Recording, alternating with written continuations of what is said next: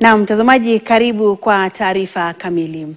Hali ya taharuki imetanda katika eneo la Njoro, kaunti ya Nakuru kufuatia mauaji ya mtu mmoja ambaye alidungwa mshale na wezi wa mifugo usiku wa kuamkia leo.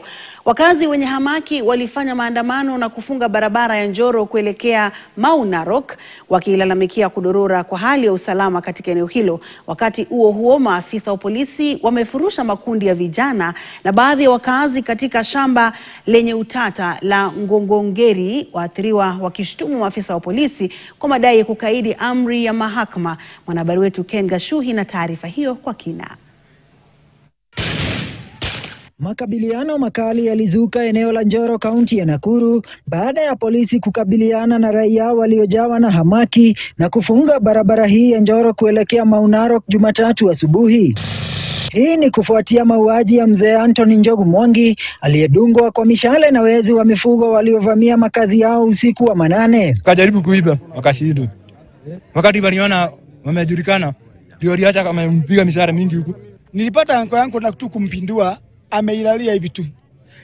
Aliwango tu ya roho na akaweza kuzima. Kulingana na wakazi hao, malalamishi yao kuhusu kudorora kwa usalama eneo hilo hayajakuwa yakitiliwa maanani, wafugaji wakionekana kulengwa zaidi na wahalifu. Lakini mmoja akipotea tukapata simu yake. Hiyo simu tunataka tupelekewe mbele, tunataka kujua waizi ni akina nani wanatuibaga. Sisi wa mama haturaragi, hata brageti hatujui ni nini.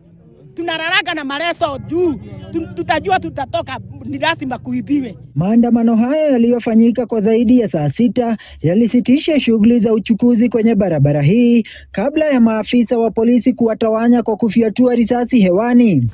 Kilomita chache kutoka eneo la Kihingo, kikundi kingine cha maafisa wa polisi kilikuwa kikiwakabili vijana walioingilia shamba lenye utata la Ngongongeri. Maafisa hao waliteketeza baadhi ya makazi yasiyo ya kudumu.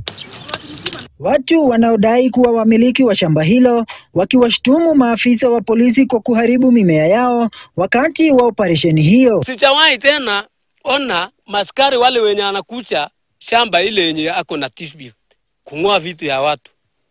Hii shamba iko kotini na kuna kondoo kadhaa imechomewa ndani hapa. So tunaomba serikali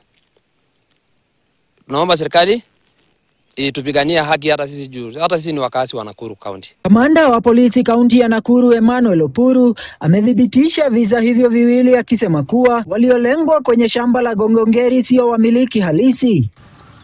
Visa hivi vinahofiwa huenda vikachangia ghasia za kijamii, wakazi wakiwataka maafisa wa polisi kuwahakikishia usalama wao. Ken Gashuhi, KTN.